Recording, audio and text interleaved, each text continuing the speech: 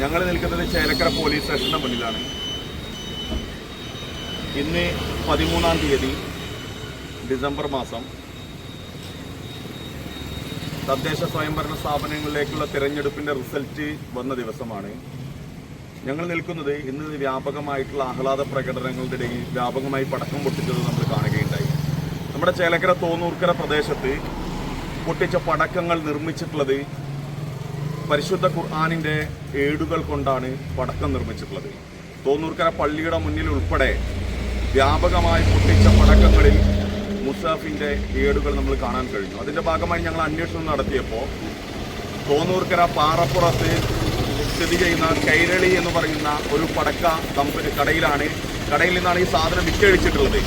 ഞങ്ങൾ ആ കടയിൽ നിന്ന് പോയിട്ട് അതിന്റെ മെറ്റീരിയൽ ഞങ്ങൾ ശേഖരിച്ചിട്ടുണ്ടായിരുന്നു.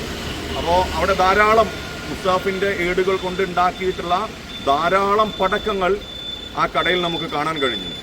അവർ പറയുന്നത് ഇത് അവർ നിർമ്മിച്ചതല്ല, മറ്റ് സ്ഥലങ്ങളിൽ നിന്ന് വന്നതാണ് എന്ന് പറയുന്നത്. ഞങ്ങൾക്ക് പറയാനുള്ളത്, നാട്ടിൽ സ്പർദ്ധ ഉണ്ടാക്കുക എന്ന ഉദ്ദേശത്തോടു കൂടിയിട്ട് ഇത്തരം നിർമ്മിതികൾ നടത്തിയിട്ടുള്ള ദുരുദ്ദേശത്തോടു കൂടി നടത്തിയിട്ടുള്ള ആ കുറ്റക്കാർക്കെതിരെ കർശന നടപടിയെടുത്ത് മാതൃകാപരമായി അവരെ ശിക്ഷിക്കേണ്ടതുണ്ട്. ഇല്ല എങ്കിൽ രാജ്യത്ത് ചെറിയ ചെറിയ പ്രശ്നങ്ങൾ ഉണ്ടാക്കിയിട്ട് ഒരു മതസമൂഹത്തെ വ്രണപ്പെടുത്തുക എന്ന ഉദ്ദേശത്തോടു കൂടിയിട്ട് പ്രവർത്തിക്കുന്ന ആളുകൾ ഇതിന്റെ പിന്നിലുണ്ടോ എന്ന് സംശയിക്കേണ്ടതുണ്ട്. അതുകൊണ്ട് തന്നെ ഞങ്ങൾ ഈ രാജ്യത്തെ നീതിന്യായ വ്യവസ്ഥകളിലും നിയമപാലകരിലും വിശ്വസിക്കുന്നു. ഈ കുറ്റക്കാർക്കെതിരെ കർശനമായ നടപടി എടുക്കണമെന്നാണ് ഞങ്ങൾക്ക് ആവശ്യപ്പെടുന്നത്. ഞങ്ങൾ പരാതി കൊടുത്ത് അതിന്റെ റെസീറ്റ് കൈപ്പറ്റിയിട്ടുണ്ട്.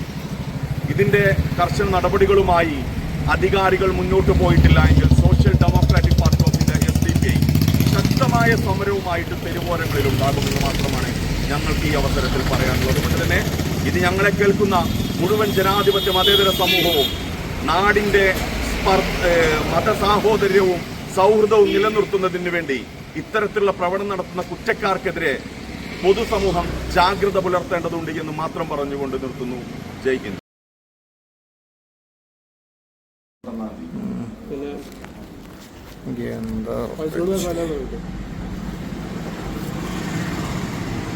ആദ്യം FIR-ന്റെ കോപ്പി ചോദിച്ചോക്കാം.